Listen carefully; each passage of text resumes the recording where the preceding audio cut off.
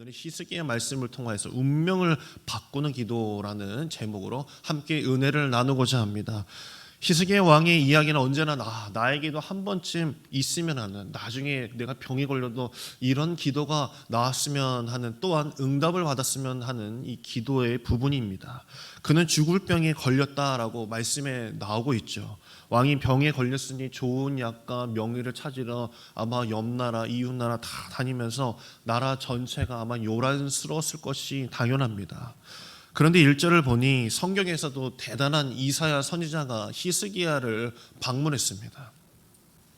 히스기야를 방문하고 이 신방을 온 이사야 선지자가 한다는 이야기가 안수 기도를 해줘도 모자랄 판에 집을 정리하라, 내가 죽고 못 살리라 라고 이렇게 말하고 돌아가 버립니다. 아주 확인사살까지 시켜주고 돌아가죠. 선지자가 히스기야의 일말의 희망도 날려버리니 얼마나 상심이 크겠습니까? 53페이지 열왕기하 20장 2절 말씀이 나와 있습니다. 우리 함께 읽겠습니다. 히스기야가 낯을 벽으로 향하고 여호와께 기도하여 아멘. 왕은 얼굴을 벽으로 향했다라고 말합니다.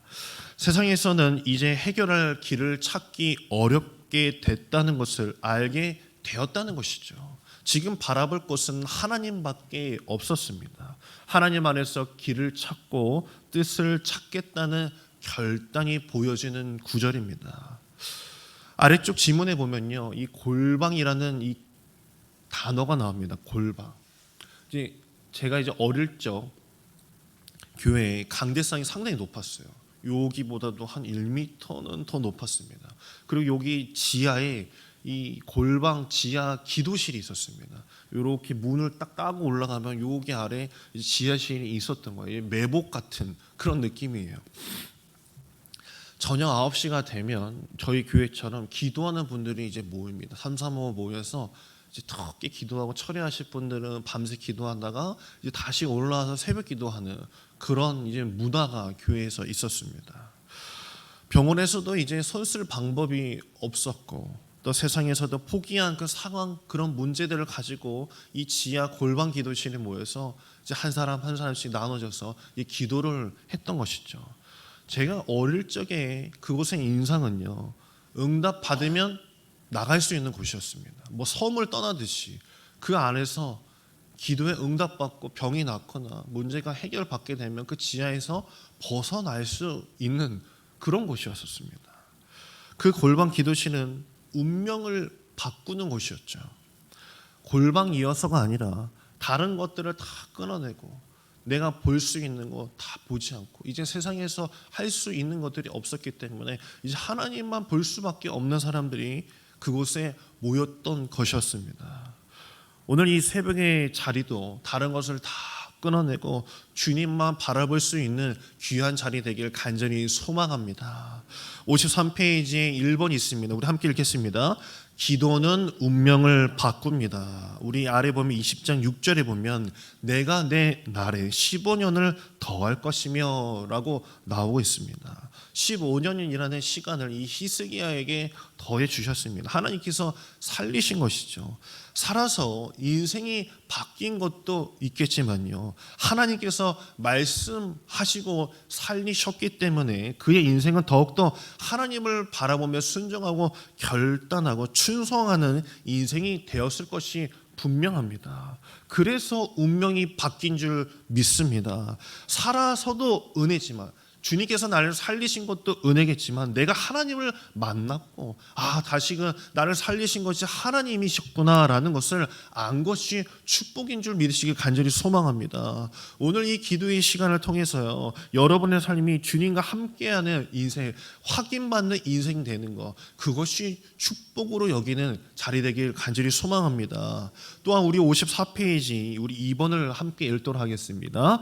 기도는 하나님의 마음을 움직입니다 라고 말하고 있습니다.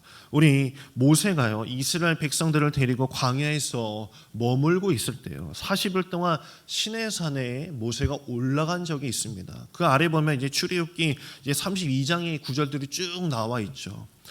불안했던 이 백성들은 금송아지를 만들어 놓고 그것을 우상 삼아서 그것을 숭배하고 막 난리를 쳐대고 있었습니다. 어긋나는 행동을 벌이고 있었던 것이죠. 이에 진노하고 막 백성들을 다 하나님께서 진멸하겠다라고 말씀하셨습니다. 그의 모세는 이들을 용서하여 주옵소서 눈물로 기도하고 죄 용서를 위해 기도하자 하나님께서는 죄를 돌이키셨다라는 것이 그 아래에 있는 32장의 이야기입니다. 32장 9절 말미에 보면 14절에 이렇게 이야기하고 있습니다. 여호와께서 뜻을 돌이키사 말씀하신 화를 그 백성에게 내리지 아니하시리라라고 적혀 있죠. 모세의 기도가 하나님의 뜻을 돌이켰다라는 것이죠. 히스기야도 이것을 알았기에 눈물로 기도하였습니다. 주님, 내가 이전에 한 것을 다 아시지 않습니까? 나에게 그런 은혜가 있기를 바라는 그런 마음으로 주님 앞에 기도했었습니다. 하나님께서는 자녀의 눈물에 아주 약하십니다. 하나님의 자녀들이 눈물을 흘리며 간구하며 애원하면 하나님이 이미 마음을 정하셨더라도 그 뜻을 돌이켜서 히스기야처럼 다시금 하나님의 마음을 돌리셔서 히스기야에게 새 생명을 허락해 주시는 것입니다. 즉 눈물로 기도하는 자에게는 한량없는 은혜를 베풀어 주신다는 것이죠. 말씀을 보면 이번에는 히스기야의 기도가요 또 하나님의 마음을 바꿔놓은 것이 아니라 사람의 마음, 이사야의 마음도 바꿨다라는 것을 그 뒤에 보면 알 수 있습니다. 55페이지에 3번 함께 읽겠습니다. 기도는 사람의 마음을 움직입니다. 그 아래 보면 4절에 이사야가 성읍 가운데까지도 이르기 전에 여호와의 말씀이 그에게 임하여 이르시되라고 말하고 있죠. 히스기야는 눈물로 이사야의 이야기를 듣고 그 벽을 향해서 기도하고 있었을 때 그 이사야가 성읍 가운데까지도 빠져나가기 전에 하나님께서 그에게 다시금 임하셨다라고 말하고 있습니다. 병상에 있는 사람에게 할 소리 아닌 거 다 해대고 돌아왔는데 스스로 한 말을 뒤집어야 하는 상황이 된 것입니다. 그 앞절 5절에 보게 되면 여호와의 말씀이 내가 내 기도를 들었고 내 눈물을 보았나니 내가 너를 다 낫게 하리니 내가 3일 만에 여호와의 성전에 올라가겠고 라는 말씀을 다시 전하라고 말씀하신 것이죠. 쉽지 않은 일이었지만 그 이사야의 마음에 하나님께서 마음에 임하셨을 때 하나님께서 주신 마음이기에 히스기야를 위하여서 기도해 주며 그대로 움직이게 되었다라는 것입니다. 사람이 할 수 없는 부분 또한 하나님께서는 움직이실 수 있다는 것을 믿고 내 주변에 기도할 사람이 필요한 사람들 그들을 위해서 중보해 줄 필요가 있다라고 말해주고 있는 것이죠. 하나님께서는 분명히 사람의 마음 또한 움직이시는 분이십니다. 내가 할 수 없는 말들, 내가 해줄 수 없는 기도 또한 이것을 긍휼한 마음을 우리에게 주신다라는 뜻입니다. 마지막으로 56페이지 보면 큰 4번 우리 함께 읽겠습니다. 기도는 하나님께서 듣고 보고 계십니다. 아멘. 하나님께서는요 우리에게 또한 많은 관심을 두고 계시다라고 말씀하십니다. 어떤 마음으로 기도를 하는지 어떤 기도 제목을 가지고 나에게 나왔는지를 귀 기울이고 계신다라는 것이죠. 오늘 말씀 전체를 보면 이게 핵심이지 않을까 생각이 됩니다. 시편 18편 6절을 보게 되면요 이런 말씀이 나옵니다. 제가 읽겠습니다. 내가 환난 중에서 여호와께 아뢰며 나의 하나님께 부르짖었더니 그가 그의 성전에서 내 소리를 들으심이며 그의 앞에서 나의 부르짖음이 그의 귀에 들렸도다라고 말하고 있습니다. 이것은 다윗이 기록한 시라고 성경에서는 말하고 있습니다. 하나님이 분명히 나의 기도를 듣고 계시다라는 것을 말하는 고백이었습니다.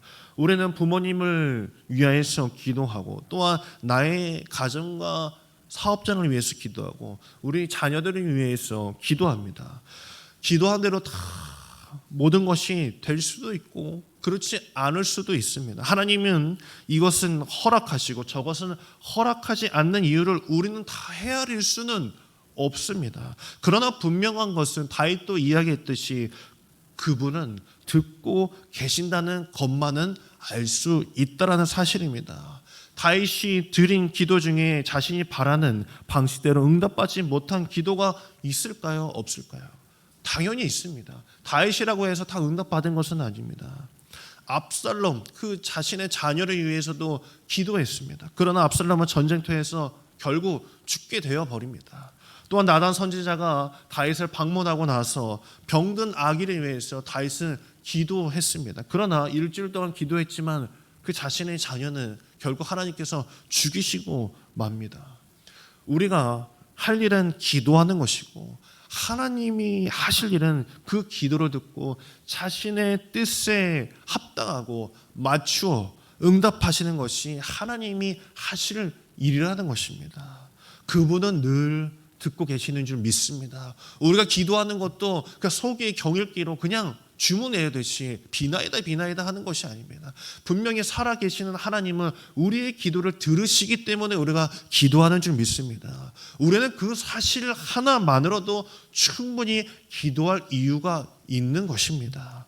오늘 말씀의 히스기야의 기도를 바라보면서 기도하는 자는 하나님께서 운명 또한 바꾸어 주신다는 것을 굳게 믿으시고 기억하시며 오늘 이 시간 내 기도를 들으시며 응답하실 하나님을 신뢰하고 무릎 꿇고 기도하는 저와 여러분 되길 간절히 소망합니다.